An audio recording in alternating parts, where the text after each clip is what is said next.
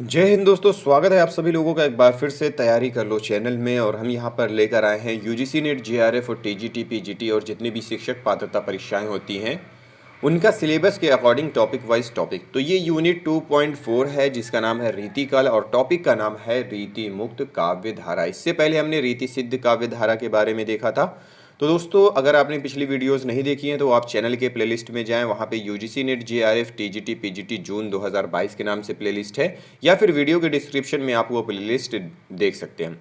और दूसरी चीज़ दोस्तों, एक हमारी और सीरीज़ चल रही है जिसमें हम लोग 10 ईयर्स प्रीवियस क्वेश्चन पेपर को सॉल्व कर रहे हैं। तो वो सीरीज़ भी बहुत ही महत्वपूर्ण है। अगर आप वो सीरीज़ देखना चाहते हैं तो आप या तो चैनल के प्लेलिस्ट में जाएं जहां पे UGC NET JRF 10 years previous question paper का नाम से प्लेलिस्ट बनी हुई है, या फिर वीडियो के डिस्क्रिप्शन में जाएंगे तो आपको वहां पे ये प्लेलिस्ट मिल जाएगी। तो चलिए शुरुआत करते हैं अपने आज के टॉपिक की, रीति मुक्त काव्य धारा। यह काव्य धारा रीति काल में विशिष्ट स्थान रखती है। रीति मुक्त काव्य धारा जो है वो ये काव्य धारा रीति काल है जो उसमें विशिष्ट स्थान रखती है। परिवेश में इस धारा के कवि भी दरबारी हैं, पर इन्होंने रीतिवाद की काव्यगत रूढ़ियों का पालन नहीं किया है। देखिए, ये रीति मुक्त हैं, इन्होंने रीतिवाद की जो काव्यगत रूढ़ियां हैं इनका पालन इन्होंने नहीं किया, इसलिए इन्हें रीति मुक्त कवि कहते हैं। दरबार में रहकर भी ये अनुभूति की प्रामाणिकता तथा दायित्व मूलक प्रेम का पालन करने वाले कवि हैं। यह आंतरिक अनुभूतियों का काव्य है। यह मूलतः आत्म प्रधान और व्यक्तिगत अनुभूति का काव्य है। घनानंद इस धारा के सर्व प्रमुख कवि हैं। तो रीति मुक्त काव्य धारा के प्रमुख कवि कौन है? घनानंद। अन्य कवियों में आते हैं आलम, बोधा, ठाकुर तथा द्विजदेव। अब बात कर लेते हैं इन कवियों की। तो आलम है, सबसे पहले यहाँ पे दिया हुआ है आलम। आचार्य शुक्ल ने अपने इतिहास में 2 आलम माने हैं, एक अकबर के समसामयिक और दूसरे औरंगजेब के पुत्र मुअज्जम के आश्रित। प्रेमाख्यानक प्रबंध काव्य माधवानल काम कंदला, श्याम सनेही व सुदामा चरित आदि प्रबंध काव्यों को उन्होंने पहले आलम की रचना माना है, जबकि मुक्तक संग्रह आलम केली को दूसरे आलम की रचना माना है। मतलब आचार्य रामचंद्र शुक्ल ने 2 आलम माने हैं, एक अकबर के समसामयिक थे और दूसरे थे औरंगजेब के पुत्र मुअज्जम के आश्रित। तो कुछ प्रबंध काव्य हैं जैसे माधवानल कामकंदला, श्याम सनेही व सुदामा चरित, ये इन प्रबंध काव्यों को उन्होंने आलम की रचना मानी है, पहले आलम की रचना, जो कि अकबर के समसामयिक थे। और जो मुक्तक संग्रह है आलम केली, इसको उन्होंने औरंगजेब के पुत्र मुअज्जिम के जो आश्रित थे उनकी रचना मानी है। आचार्य विश्वनाथ प्रसाद ने माना है कि दोनों आलम वस्तुतः एक ही व्यक्ति थे। किसके अनुसार? आचार्य विश्वनाथ प्रसाद मिश्र के अनुसार। आलम केली मुक्तक संग्रह के रचयिता ही रीति मुक्त धारा के आलम माने गए हैं। आलम जाति के ब्राह्मण थे जो शेख नाम की रंगरेजिन से विवाह कर मुसलमान बन गए थे। उनके मतलब आलम द्वारा वर्णित प्रेम चेष्टा प्रधान बाह्य नहीं है, अनुभूति प्रधान आंतरिक है, इसलिए उनकी शैली मार्मिक है। इसमें अभिलाषा और वेदना की प्रधानता है, इसलिए वह आपाततः फारसी की प्रेम पद्धति की ओर अधिक झुका हुआ है। ये कथन है डॉक्टर नगेंद्र का आलम के ऊपर। फिर है यहाँ पे घनानंद। घनानंद या घन आनंद मुगल बादशाह मोहम्मद के मीर मुंशी थे। कहा जाता है कि वे बहुत अच्छे गाते थे। एक बार दरबार में बादशाह के निवेदन पर इन्होंने टाल मटोल की, किंतु अपनी प्रेमिका सुजान, बहुत बार सुना होगा, जब हमने डिटेल में पढ़ा था तो इस पे बहुत सारा देखा था सुजान के बारे में। इनकी प्रेमिका थी सुजान, जो कि एक वैश्या थी, के अनुरोध पर इन्होंने गाना स्वीकार कर लिया। ये अपनी तन्मयता से गाते हुए सुजान की ओर मुंह और बादशाह की ओर पीठ कर गए। बादशाह ने इन्हें पुरस्कार तो दिया, किंतु साथ ही दरबार से भी निकाल दिया। सुजान इनके साथ नहीं गई। फिर प्रेम की पीड़ा से भरकर ये वृंदावन चले गए और निम्बार्क संप्रदाय में दीक्षित हो गए। अब ये कृष्ण भक्ति की कविताएं लिखने लगे। हालांकि सुजान के ना मिलने की तड़प इनकी कविताओं में प्रतीकात्मक तौर पर बनी रही। अहमद शाह अब्दाली के दूसरे आक्रमण के दौरान इनकी हत्या हो गई थी। घनानंद को प्रेम का पीर कवि कहा जाता है। प्रेम का पीर किस कवि को कहा जाता है? घनानंद को। घनानंद संगीत का अच्छा ज्ञान रखते थे, जिसके प्रभाव स्वरूप इनके पद विभिन्न राग रानियों गंधार, भैरव, रामकली, केदार, सोरठा आदि से संयोजित रहते थे।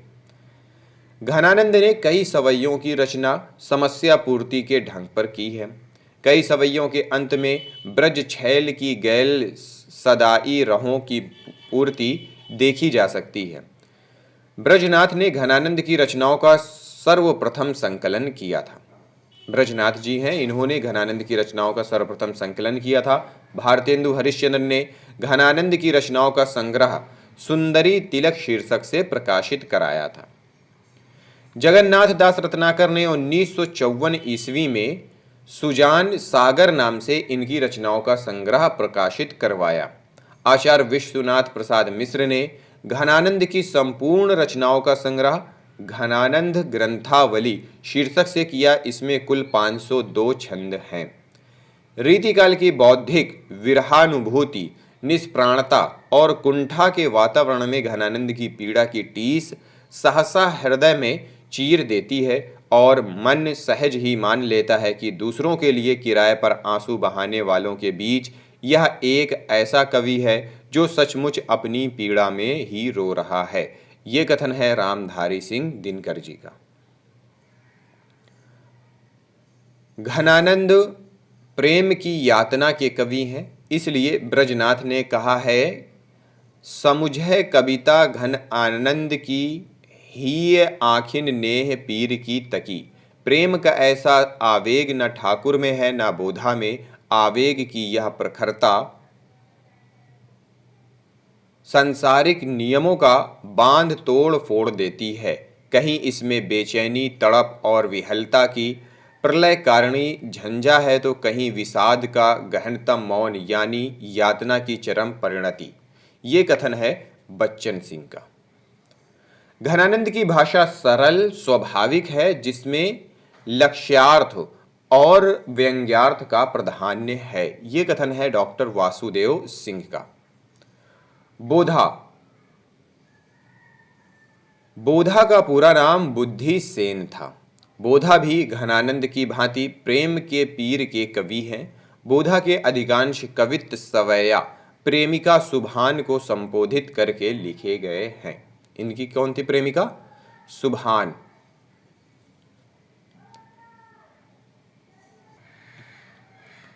अब बात कर लेते हैं प्रमुख रीति मुक्त रचनाकार एवं उनकी रचनाओं की।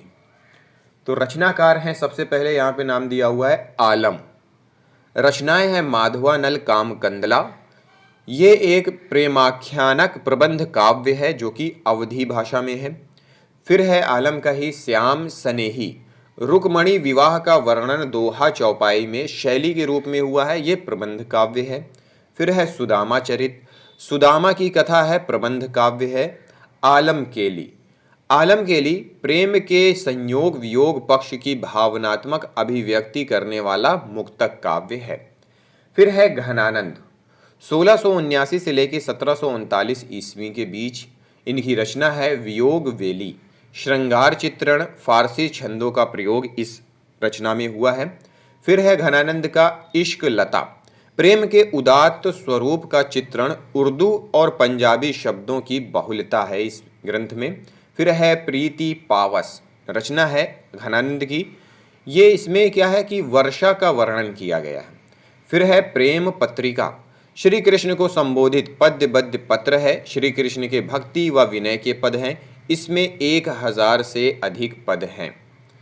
फिर है घनानंद का ही कृष्ण कौमुदी। कृष्ण की लीलाओं का इसमें चित्रण प्रस्तुत है। घनानंद की अन्य रचनाएं हैं कृपाकंद, प्रिया प्रसाद, व्रज व्यवहार, गिरिगाथा, भावना प्रकाश, नाम माधुरी, विरह लीला, कोकसार, यमुना यश, रसकेली वल्ली, वृंदावन मुद्रा, रस बसंत, सुजान सागर, सुजान हित आदि। बोधा, बोधा बुद्धि सेन 1747 ईस्वी, इनकी रचना है विरह वारिश। आलमकृत माधवानल कामकंदला की प्रेम कथा पर रचना है प्रबंध काव्य में। बोधा की है इश्क नामा, प्रेम पर आधारित मुक्तक संग्रह है। फिर है ठाकुर 1766 से लेकर के 1833 ईस्वी, ठाकुर ठसक इनकी रचना है। ये प्रेमानुभूति का स्वच्छंद चित्रण इसमें किया गया है। दूसरी रचना है इनकी ठाकुर शतक, प्रेम का स्वच्छंद चित्रण इसमें हुआ है। इसके बाद है द्विज देव, या जिनका नाम है राजा मानसिंह, 1820 से लेकर के 1859 ईस्वी, इनकी रचना है श्रृंगार लतिका सौरभ, वसंत पर लिखे 33 पद्य हैं इसमें। फिर दूसरी रचना है श्रृंगार बत्तीसी, प्रकृति एवं श्रृंगार वर्णन इसमें किया गया है। फिर है कि रीतिकालीन नाटक। अब नाटक भी कुछ रचे गए हैं रीतिकाल में। तो रीतिकालीन नाटकों में जसवंत सिंह का नाम आता है, जिनका नाटक है प्रबोध चंद्रोदय। राम रचनाकार हैं जिनका नाटक है हनुमान नाटक। नेवाज हैं जिनका नाटक है शकुंतला नाटक। सोमनाथ हैं जिनका नाटक है माधव विनोद। देव का नाटक है देवमाया प्रपंच। ब्रजवासी दास जी का नाटक है प्रबोध चंद्रोदय। रीतिकालीन साहित्यकारों के आश्रयदाता की बात करते हैं कि कौन कौन सा साहित्यकार किस किस आश्रयदाता में रहा है। तो सबसे पहले साहित्यकार हैं केशव दास, ये रहे हैं नरेश इंद्रजीत सिंह के आश्रय में। चिंतामणि शाहजी भोंसला के, शाहजहां के और दारा शिकोह के आश्रय में रह चुके हैं। कुलपति मिश्र, ये राम सिंह जयपुर नरेश के पुत्र के आश्रय में रह चुके हैं। मतीराम जो है वो महाराज भाव सिंह और स्वरूप सिंह बुंदेला के आश्रय में रहे हैं। मंडन जो हैं वो राजा मगंद सिंह के आश्रय में रहे हैं। रसलीन नवाब सफदरगंज के आश्रय में रहे हैं। फिर है भिखारी दास, हिंदूपति सिंह प्रतापगढ़ के अधिपति पृथ्वी सिंह के भाई के आश्रय में रह चुके हैं। बैताल, ये राजा विक्रम सिंह चरखारी के आश्रय में रहे हैं। घनानंद मोहम्मद शाह रंगीला के आश्रय में। सोमनाथ प्रताप सिंह भरतपुर के महाराज बदन सिंह के पुत्र के आश्रय में रहे हैं। सूदन सुजान सिंह उर्फ सूरजमल भरतपुर, इनके आश्रय में रहे हैं। बोधा बुद्धि सेन, ये पन्ना नरेश महाराज खेत सिंह के आश्रय में रहे। ठाकुर बुंदेलखंडी जैतपुर के राजा केसरी सिंह, राजा पारीछत केसरी सिंह के पुत्र, इनके आश्रय में रह चुके हैं। वृंद कवि महाराज जसवंत सिंह जोधपुर, औरंगजेब राज सिंह किशनगढ़, इनके आश्रय में रह चुके हैं।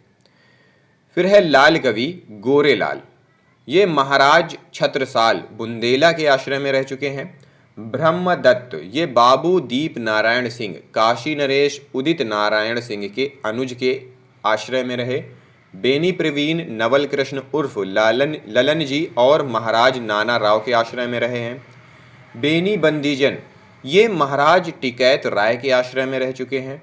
रतन कवि, ये राजा फतह शाही श्रीनगर गढ़वाल के आश्रय में रह चुके। और भूषण जी जो हैं वो महाराज छत्रपति महाराज शिवाजी के आश्रय में।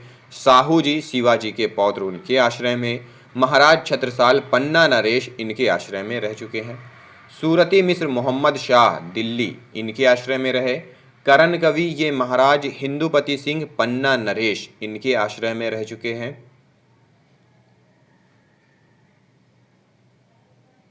गुमान मिश्र, ये राजा अकबर अली खां पिहानी, इनके आश्रय में रह चुके हैं। आलम जो हैं वो शहजादा मुअज्जम औरंगजेब का द्वितीय पुत्र, इनके आश्रय में रह चुके हैं।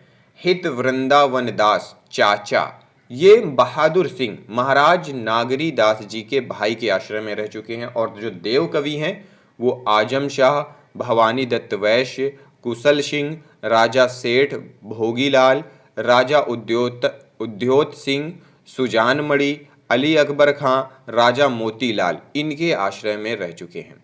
वहीं अगर पद्माकर की बात की जाए तो पद्माकर भी बहुत ज़्यादा आश्रयदाताओं के उसमें रह चुके हैं। पद्माकर महाराज रघुनाथ राव नागपुर इनके आश्रय में रहे। दौलत राव सिंधिया ग्वालियर इनके आश्रय में रहे। अनूप गिरी हिम्मत बहादुर सिंह इनके आश्रय में रहे। हिंदुपति सिंह पन्ना इनके आश्रय में भी रह चुके। राजा प्रताप सिंह जयपुर इनके आश्रय में भी रहे। जगत सिंह जयपुर इनके आश्रय में भी रहे और भीम सिंह उदयपुर इनके आश्रय में भी ये रह चुके हैं। तो ये था दोस्तों रीति मुक्त काव्य धारा के बारे में हमने ये चीज़ें पढ़ी। अब हम पढ़ेंगे रीति इतर काव्य धारा के बारे में, जो कि अगली वीडियो में पढ़ेंगे। इस वीडियो को यहीं पे समाप्त करते हैं, मिलते हैं अगली वीडियो में रीति इतर काव्य धारा के साथ। इस वीडियो को देखने के लिए आप सभी लोगों का बहुत बहुत धन्यवाद।